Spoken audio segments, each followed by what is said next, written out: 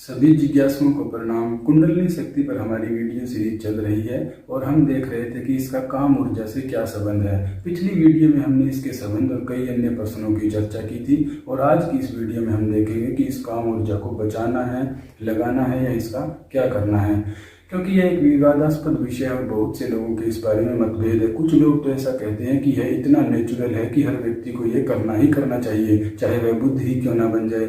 और कुछ कहते हैं कि अगर आपने एक बूंद भी नष्ट कर दी तो आप परमात्मा से दूर हो जाओगे और परमात्मा को कभी पा ना सकोगे। तो विषय विवादास्पद है और हम इसको आज देख लेंगे कि असल में इसका विज्ञान क्या है। तो आपको क्या करना है, आपको सिर्फ इस बात को समझना है। यूं ही कोई मूर्ख और ऊटपटांग हरकतें करने की बजाय इसको ध्यान से समझना है कि यह कार्य कैसा करता है।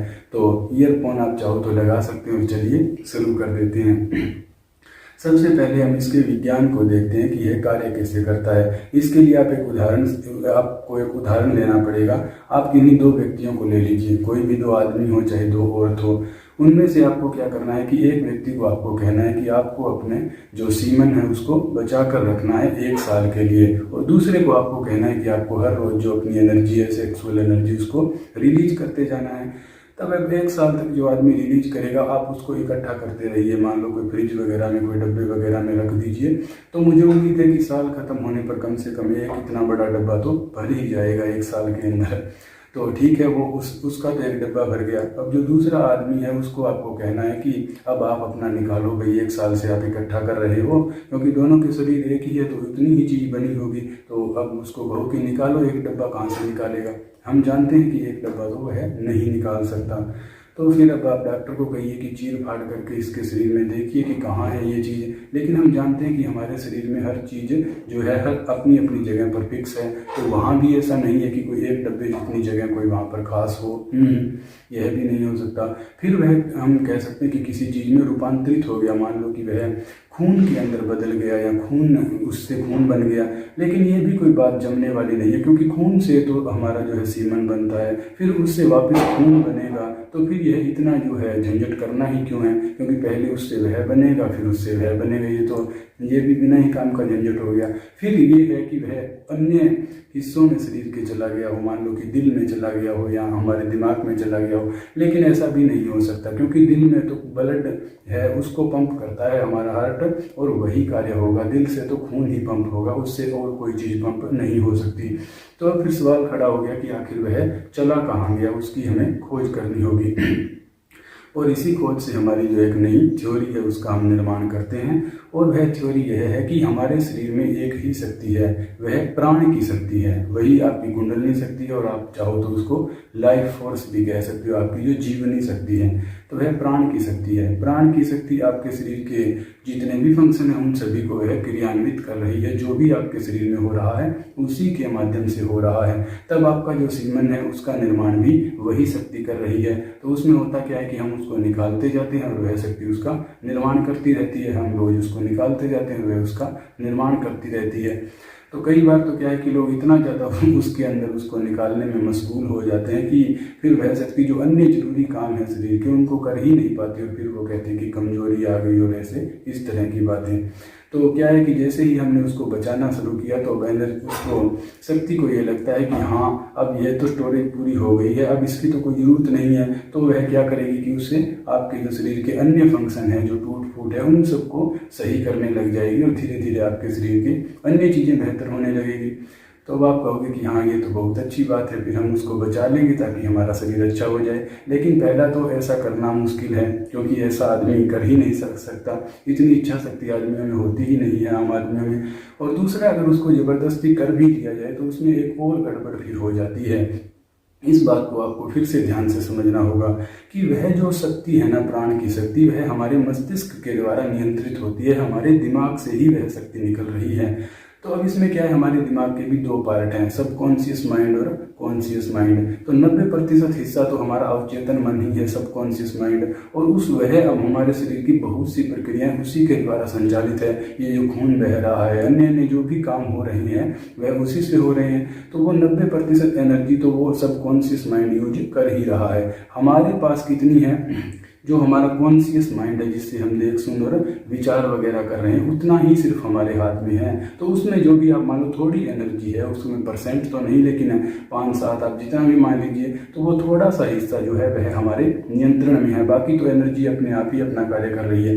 तो जो हमारे नियंत्रण में है, जो हम विचार कर रहे हैं, तो जैसा हम विचार करते हैं वैसी ही हमारी एनर्जी है। अगर हम अच्छे विचार कर रहे हैं तो हमारी एनर्जी पॉजिटिव एनर्जी है, अगर हम बुरे विचार कर रहे हैं तो हमारी एनर्जी नेगेटिव एनर्जी है, और अगर हम काम वासना और इससे संबंधित विचार कर रहे हैं तो वही हमारी काम ऊर्जा है। यानी कि ऊर्जा जो है वह मस्तिष्क से ही आपके नियंत्रित हो रही है, मस्तिष्क से ही उसका केंद्र है। तो अब यहाँ पर क्या होता है कि जब हम उसको शारीरिक रूप से बचाने की कोशिश करते हैं, तो शारीरिक रूप से तो हम उसको बचा रहे हैं, लेकिन क्या हो रहा है कि दिमाग में अगर हमारे वही विचार चल रहे हैं, वही कचरा और वही दिमाग है, तब क्या होता है कि अब एनर्जी बेचारी कंफ्यूज हो जाती है, कॉन्फ्लिक्ट पैदा हो जाता है, उसे समझ में नहीं आता कि क्या करना है। कि एक तो वही है व्यक्ति मतलब इसको बचा रहा है, बाहर नहीं निकालना चाहता, और दिमाग में इसके यही विचार चल रहे हैं, तो वह कॉन्फ्लिक्ट हो गया ना। और कॉन्फ्लिक्ट होगा तो फिर वह सिस्टम जो है एक्सपेंड और मतलब है फटना शुरू हो जाएगा, जैसे कि एंगर, गुस्सा आना, चिड़चिड़ापन होना और नींद ना आना, और इस तरह की जो है विकार आप में उत्पन्न होने शुरू हो जाएंगे अगर जबरदस्ती उसको बचाने की और उस प्रकार से हम चेष्टा करते हैं तो ये है इसका विचारों का काम। तो अब है कि फिर हमें करना क्या है कि अगर हम बचाएं तब भी समस्या, ना बचाएं तब भी समस्या, तो क्या करें? करना हमें ये है कि हमें विचारों पर नियंत्रण करना है। शारीरिक रूप से इसका कोई ज़्यादा महत्व नहीं है, बात है कि विचार हमारे कैसे हैं उनके ऊपर हमें नियंत्रण करना है। वह नियंत्रण धीरे धीरे होगा, एकदम से तो वह नियंत्रण भी नहीं होता। तो इसमें क्या है कि जब तक आपके विचार उस हद तक शुद्ध नहीं हो जाते कि आपके अंदर ऐसे विचार आना ही बंद हो जाए, तब तक मतलब अगर आपके अंदर विचार आ रहे हैं तो आप उस एनर्जी को रिलीज कर सकते हैं। उसमें कोई बुरी बात या कोई पाप पुण्य या कोई हीन भावना वाली उसमें बात कुछ भी गलत उसमें नहीं है। लेकिन हमारा लक्ष्य ये है कि हमें धीरे धीरे करते करते उन विचारों को समाप्त करना है। और क्यों करना है हमें उन विचारों को समाप्त? आ रहे हैं, अच्छी बात है। क्यों करना है? इसलिए करना है क्योंकि अगर हमारे विचार वहीं पर लगे रहे तो हम कोई बड़े लक्ष्य या जो भी हम कार्य करना चाहते हैं उसके लिए हम पूरी शक्ति लगा नहीं सकते। मान लीजिए कि कोई IAS बनना चाहता है, कोई डॉक्टर बनना चाहता है, कोई ध्यान में जाना चाहता है, परमात्मा को पाना चाहता है, तो कोई भी हमें काम करना है, उसमें कामयाबी चाहिए। तो भगवान शिव ने शिव सूत्र में कहा है कि पूरी आपको अपनी शक्ति लगानी होगी। पूरी शक्ति जब तक आप अपनी नहीं लगा देते तब तक आपको कामयाबी नहीं मिल सकती। तो पूरी शक्ति क्या है? आपके विचारों की शक्ति है। तो उसमें से आपको हर चीज को जो है साइड में रखकर अपने लक्ष्य की तरफ पूरी एनर्जी लगानी होगी। तो इसलिए हमें जो है उस ऊर्जा को, उन विचारों को भी रोकना है। और उसमें डरने की कोई बात नहीं है कि वो एक बार रुक गए तो वो विचार दोबारा आएंगे ही नहीं। जब आप चाहो तब वो विचार दोबारा आने शुरू हो जाएंगे और वह एनर्जी दोबारा बननी शुरू हो जाएगी। वह चीज आपके नियंत्रण में ही होगी। तो इसमें भी कोई डरने की बात नहीं है। ठीक है। अगला है कि फिर कैसे इसको करना है, कि मतलब कैसे इन विचारों को कैसे रोकें। तो वही है कि जैसे कोरोना का वायरस शरीर में जाता है तो उससे लड़ने के लिए एंटीबॉडी चाहिए। और यही भगवान शिव ने भी कहा है कि अगर हमारे अंदर बुरे विचार आ रहे हैं तो हमें उनको टक्कर देने के लिए, उनसे लड़ने के लिए हमें अच्छे विचारों का सहारा लेना होगा। अच्छे अच्छे हमें विचार करने होंगे। और अच्छे विचार क्या है कि आप जो अच्छे गुरु महापुरुष और ऐसे अच्छे अच्छे लोग हैं उनकी बातें, उनकी जीवनियाँ सुनिए, उनकी जो है उनकी बातों पर आप अमल कीजिए। जो अच्छी अच्छी किताबें पढ़िए और परमात्मा में अपना ध्यान लगाइए, वही अच्छा विचार है। इससे जो है यह विचार आपके आने रुक जाएंगे। तो ये तो हमने इस एनर्जी के विज्ञान को समझ लिया कि फिजिकल रूप से कोई ज़्यादा वो नहीं है, वह तो दोबारा से उसका 1-2 दिन में ही निर्माण हो जाता है। मानसिक रूप से हमें अपने विचारों पर नियंत्रण करना है और धीरे धीरे यह प्रक्रिया होगी।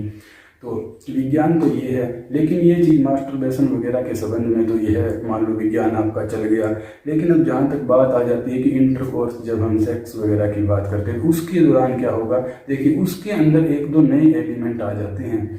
जैसे कि आप किसी, आपका जो पार्टनर है तो उसकी एक तो आपकी बायो एनर्जी जो है, बायो मेमोरी जो है आपकी उस बंदे के साथ जुड़ जाती है, तो एक वो दिक्कत हो गया। फिर उसमें ज़्यादा टाइम और आपको बहुत ज़्यादा अरेंजमेंट वगैरह करना पड़ता है, तो वो भी एक नुकसान की स्थिति है। चलो आपने अपनी एनर्जी जो आपने निकाली है वो आपकी बन गई, बायो मेमोरी आपने अपने ऊपर चढ़ाई है, वो भी चलो आपने रिलीज कर दी, ध्यान वगैरह कर लिया, जो भी करके ये हो गया। टाइम भी आपने मैनेजमेंट कर लिया। लेकिन इसके अलावा जो ज़्यादा समस्या वाली बात और जो ज़्यादा बुरा कर्म है वो ये है कि झूठ बोलना। या तो हम सामने वाले से झूठ बोल रहे हैं, उसे बहला फुसला रहे हैं, उसको मतलब हम उल्लू बना रहे हैं, मूर्ख बना रहे हैं, या किसी भी प्रकार की चोरी हो गई कि मतलब ऐसी कोई चीज़ है जो हम लोगों को बता भी नहीं सकते, तो वह ये चोरी झूठ और इस प्रकार का है, वह आपका बुरा कर्म बन जाता है। तो उससे आपको बचना होगा।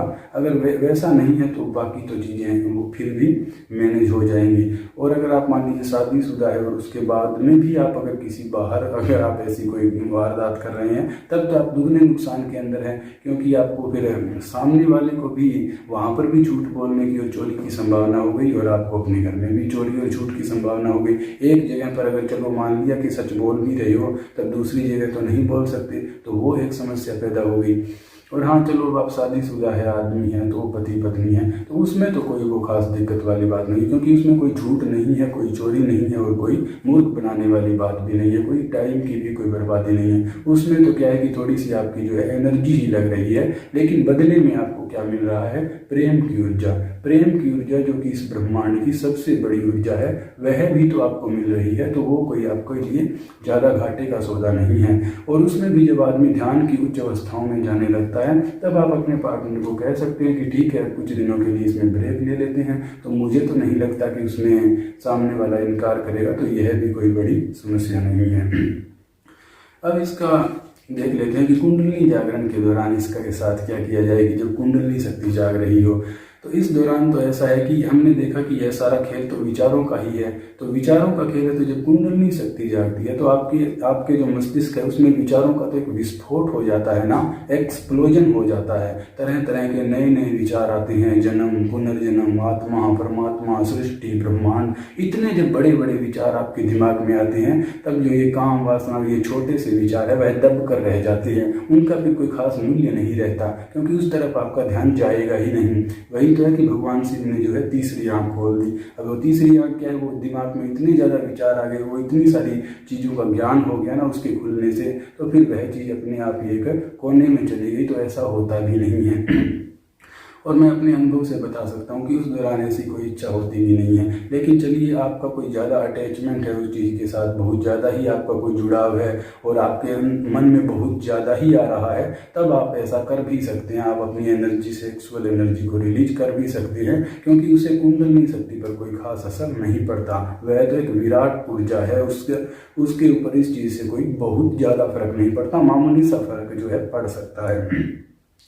अच्छा, बाद में क्या हुआ फिर? उसके जागरण के बाद में, या कई लोगों को बहुत लंबा समय लग जाता है कुंडलिनी जागरण में ही 1-1.5 साल लग जाता है, तो उसके दौरान फिर वो लोग क्या करें? उसमें भी वही है सेम कि हमें धीरे धीरे अपने विचारों पर ही नियंत्रण करना होगा।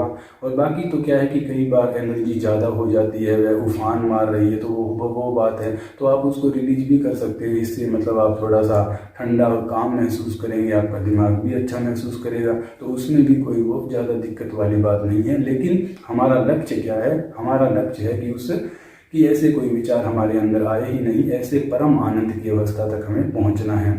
तो अब भाइयों, कुल मिलाकर निष्कर्ष क्या निकला? निष्कर्ष यही है कि ये सारा खेल मानसिक रूप से है और हमें विचारों के ऊपर नियंत्रण करना है। शारीरिक रूप से तो वह चीज़ जो है 1-2 दिनों के अंदर आपकी बन ही जाती है, उसमें कोई ज़्यादा टेंशन की बात नहीं है। अब कुछ लोग कहेंगे कि डॉक्टर तो कहते हैं 60 दिन लग जाते हैं। अब अगर जब 60 दिन लग जाते हैं, तो फिर वो जो हर रोज़ लोग करते हैं वो कहाँ से फिर हर रोज़ कैसे उसका निर्माण हो जाता है? तो वो 60 दिनों का एक अलग विज्ञान है, वो स्टॉक है, 60 दिनों का स्टॉक है, वो निरंतर बनता रहता और निकलता रहता है। 60 दिनों की तो अंदर हमने स्टॉक कर रखा है, और वो बनने में तो वो हर रोज ही बन जाता है। ठीक है। और इसके अलावा जो सच्चाई है वो तो ये है कि जब योगी अपनी उच्च अवस्था में पहुंच जाता है, परम आनंद की अवस्था में पहुंच जाता है, तब इन सब बातों का कोई मूल्य नहीं है कि आदमी अब ऐसे ध्यान में बैठा है, ठीक है, आराम से अपने वो ऐसे परम आनंद की अवस्था में पहुंच गया कि सहस्त्रार चक्कर और आज्ञा चक्कर और ये सब हो रहा है, तो उसका नीचे की तरफ उसका ध्यान ही नहीं होता। अब वह ऐसे अपने ध्यान की आनंद की अवस्था से उठेगा, जाएगा, और वो पता नहीं क्या क्या करेगा, जानवरों के जैसा वो काम उसको जो है करना पड़ेगा, तो उसमें उसकी कोई रुचि ही नहीं रहती, तो वो वैसे ही मुद्दा नहीं रहता। तो परम आनंद की ऐसी अवस्थाएं हैं, तो वहाँ पर जाए तो ये बात फिर कोई ज़्यादा जरूरी नहीं है। हाँ, आवश्यकता पड़ने पर ऐसा किया भी जा सकता है। और अंत में इन सभी बातों से भी ऊपर एक और भी बात है, वो है कि नीयत। आपकी नीयत के ऊपर ही सब कुछ निर्भर करता है। अगर आपकी नीयत में ही अगर खोट है तो आप चाहे जितना मर्जी आप वीर्य बचा लो, जो मर्जी कर लो, अगर आपकी नीयत में ही खराबी है तब इन सब चीज़ों का कोई लाभ नहीं होने वाला है। और अगर आपकी नीयत अच्छी है तब चाहे आप कुछ भी कर दो, वो हर चीज़ आपके लिए फ़ायदेमंद ही होती है। तो नीयत का यहाँ पर बहुत ज़्यादा रोल है। तो उम्मीद है आज आपको ये विज्ञान समझ में आ गया होगा। मिलते हैं अगली वीडियो में फिर। ओम नमः शिवाय।